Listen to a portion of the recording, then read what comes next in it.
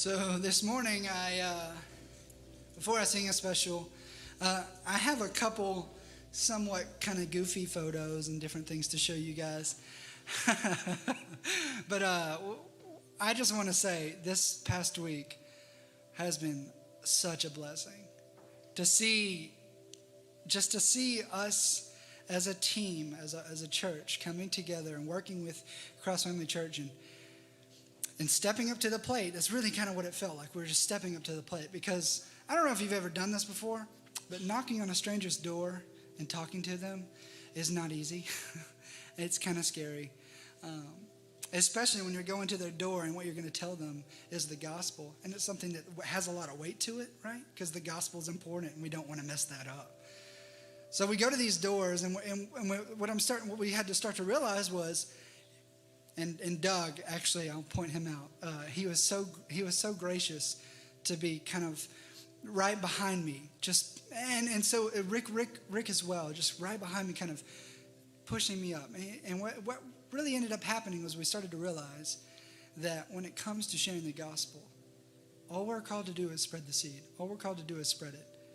It doesn't really matter how good or bad we do. It doesn't really matter what words we say if we mess up, because the truth is, we don't save people, right? Nothing we do saves people. It's all God. All God. He is the one who saves people. So all we're called to do, it doesn't matter if I mess up or I say the wrong word, I stumble over something. He uses that. And we saw that this week. I mean, I have something I would like to read from here, and it's just a text that we ended up getting during the end of the week. If I can find it, please forgive me for not having this pulled up already. We reached 948 houses. In 3 days with 9 people, that's almost 100 homes a person. It's amazing. We left 452 door hangers, which had the gospel presentation on it. So if they weren't home, when they arrived home, they'd have this sleek image door hanger that wasn't abrasive, out of the way, didn't trash up the place. It was a door hanger, but it had the gospel on it. So they showed up home, and whether they wanted to or not, or were expecting or not, they got the gospel. We had 252 positive face-to-face meetings.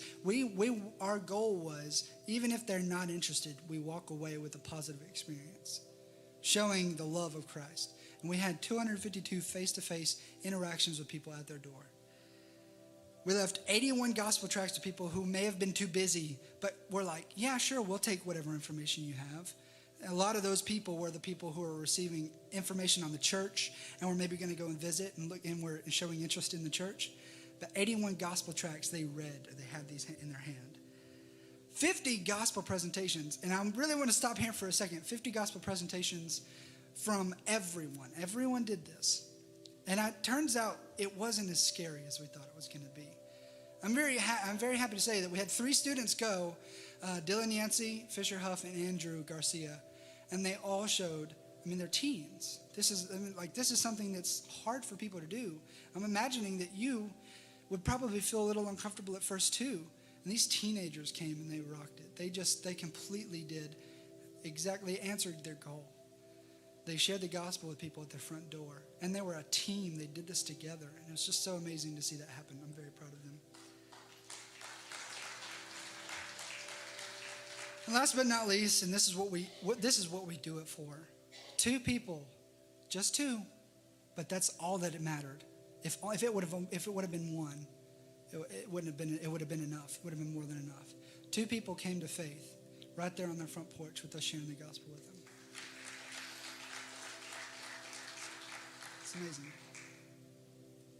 Something I hope you gathered from those photos was that they were smiling, they're goofing around. We're taking, little selfie pictures while we're going around these streets. But they were not stressed out. They were not worried that much, because it wasn't as scary as we thought it was going to be. I know soon we're going to be going through, as a church, through a training session on discipleship.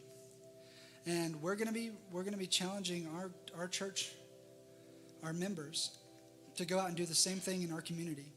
And we have students as leaders in this. They have experience, and they've done this, and they've seen what it can be and what it can do to a church.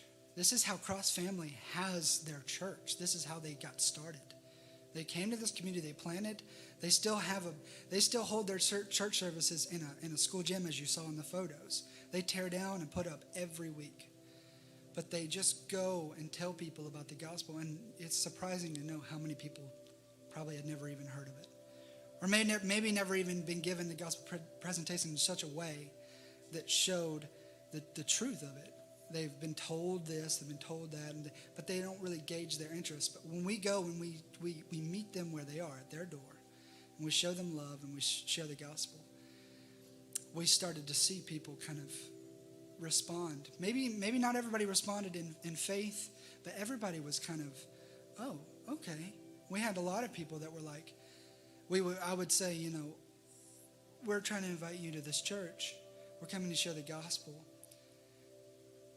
Could I share with you what we believe?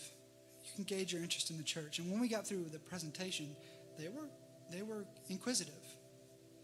And so I just hope that we can do that in this community. So I'm going to sing this song, and it's really kind of about those two people who received Christ on their front porch. I'm singing a song called I Got Saved.